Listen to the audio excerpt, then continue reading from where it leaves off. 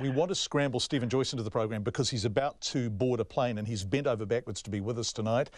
Mr. Joyce, thank you so much for joining us. Are you there? I can give you an update, John. It's foggy in Nelson. Right. Yeah, that's why. You're right. That's why you couldn't land. Okay. It wasn't. Now we're in Blenheim and it's raining. Okay. Right. Okay. Well, Katrina's going to have the weather at length at 7 o'clock if anyone is worried about it. And we were going to run before you a piece from Zach Fleming in which he speaks to Tim Hazeldine, Professor of Economics at Auckland University, Sam Warburton, Research Fellow at the New Zealand Initiative, Burl's Executive Director Ganesh Nana, Economics columnist Brian Fallow, and ANZ Chief Economist Cameron Bagri, who all say there isn't an $11.7 billion hole. Now, I'm sorry you can't hear them before you respond to them, but they're saying there's no hole.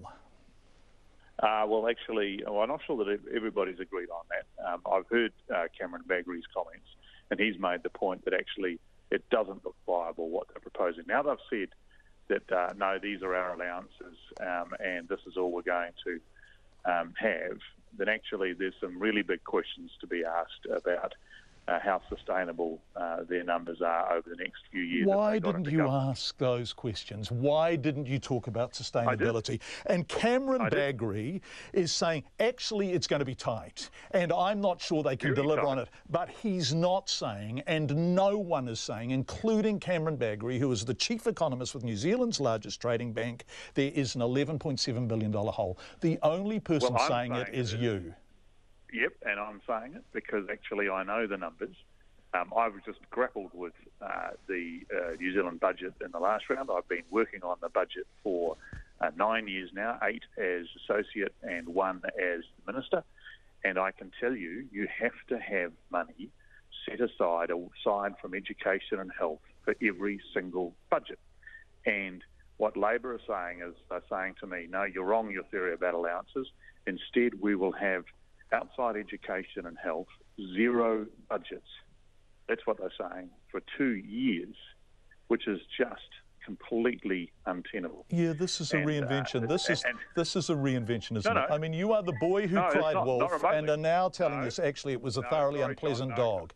Hold on a sec. Hold on a sec. I've been in. You hold on a second. But wait a sec. I've been in this business a long time, and I have never seen such a weight of economists stacked up against a national cabinet minister. It is unprecedented.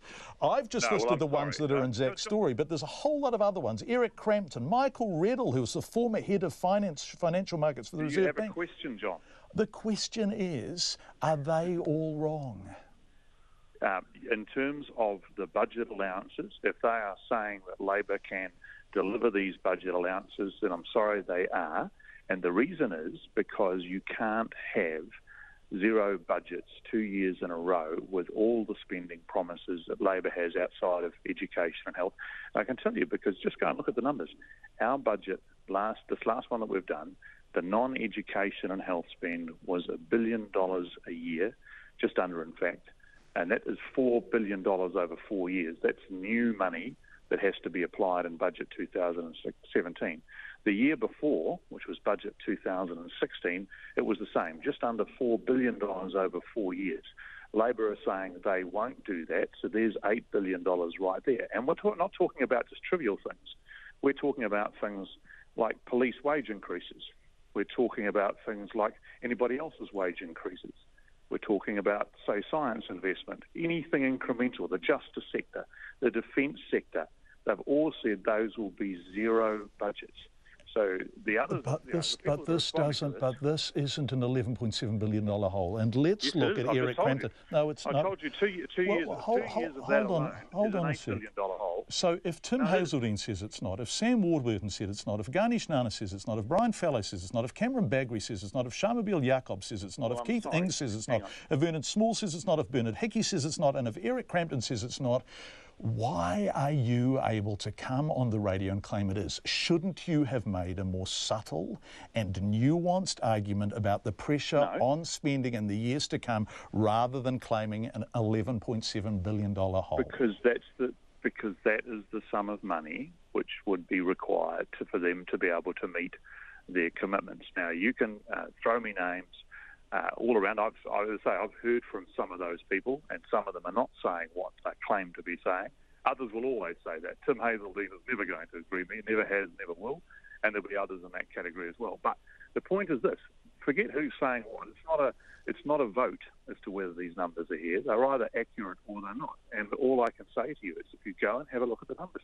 In fact, why have me on? Why not have Grant Robertson on and ask him where is his money for things like defence, the justice sector, conservation? Where is all that in his proposed budgets for 2018, 2019? Get him to show you the lines, because he hasn't. Mr. Joyce, he responded at length yesterday, and we ran it on Checkpoint. You were the person. He responded at length, but he didn't actually answer any of the questions. You were the person who came out. You were the person who came out with the media statement yesterday morning, $11.7 billion hole. Now, the thing to do in these circumstances, and it's a very difficult situation to cover for journalists, because you were saying black and Labor are saying white, and you were saying whole and they're saying no. So what people do is they go off and seek independent analysis and overview from people who are really good and dispassionate and don't come like Cameron Bagri from a position, I suspect, of it being a card-carrying Labor Party member. I think you should. You should listen to him on the subject. But he's saying there's no hole. There's no hole. He's saying it will be tight, and you should have said it will be tight. We wouldn't be having this discussion if you hadn't come out and said $11.7 billion hole. If you had been more measured and said, actually, let's look ahead. Can Labor afford to do anything? Is this a lecture or a question, John? Well, it's a response, I guess. On, then, because actually, no, fair enough. It's a response to what you said yesterday. Do you want to elucidate anything from me, or you just want to give me a lecture? Well, I guess I'd like to elucidate something more than you rigidly sticking to a position. Well, I'm trying to tell you why it doesn't work, John. And the reason it doesn't work is because it either has absolutely... as I say, the way I said yesterday, which is the operating allowances are not organised correctly, are literally wrong, or the alternative, which Labor is saying, which is actually no, and we'll have zero budgets outside of education and health for 2 years. And actually, neither of those are tenable. And instead of running a popularity contest amongst people, I think it's important that we actually ask these questions, because it is possible that they be elected in September 24th. That's what this election is all about. And I certainly don't want people to turn around afterwards, if that happened, and say, gosh, we didn't know it was going to be so expensive. So when you said yesterday, these are significant areas that raise questions about Labor's whole spending approach and their fiscal competence, you're not resiling from that, and in the face of the analysis from these economists, you are sticking entirely to the $11.7 billion hole. You don't want to resile from that figure, do you? No, I don't want to resolve that. And actually, I'm happy to talk about it with any of them. In fact, I've talked about it with a couple of them today. And as I've sort of got into it, it's face value. It's not an easy. It's not the first thing that people think of, because people do get, in terms of. And I would also stress that this is actually about accountancy, not actually economics in the sense of the economic profession. But nevertheless, the numbers first blush. Take a little bit of working your way through. But once you get through them and you have a look at them, and as I say, I've been working with these allowances and how they work for 9 years. I do know how they work. I'm certainly not going to risk my reputation on something which is incorrect. No, and the simple fact of the matter is, these numbers don't work. Right. Now, the numbers at first blush take a bit of getting through if you don't do numbers for a living. But Cameron Bagri does, Shamabeel Yacob does, Brian Fallow does, Sam Warburton does, Tim Hazeldine does. Hang on a second. If you heard Cameron Bagri on a competing radio station this afternoon, he was pointing out that it was highly unlikely that these numbers could be achieved because of the reasons that I'm pointing out. The reasons that I'm pointing out is you'd have to believe that the Labor Party would run, outside of education and health, zero budgets twice, or they're going to run something which is more reasonable, which is about $1 billion a year over 4 years, which adds to $8 billion across two budgets. Okay. And that's my belief. My belief is that they have to do that, because I know the numbers and I know what's required. I know the sort of things that you have to put money aside for in defence, and police every couple of years for their wage increases, for things like additional investment in social development and so on. I'm not talking about benefits. I'm talking about the things that you have to do to get people into work.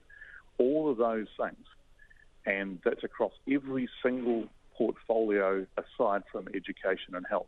And generally, the government adds new spending each year, and that new spending is roughly 50% education and health and 50% everything else. And what Labor is saying is the only way we can make this add up is if that everything else is nothing. And I just don't buy that. I'm sorry. Mr. Joyce, who is not resiling one bit from his statement about $11.7 billion and the hole in Labor's fiscal numbers, thank you for joining us, because you've made a real effort and you have to board a plane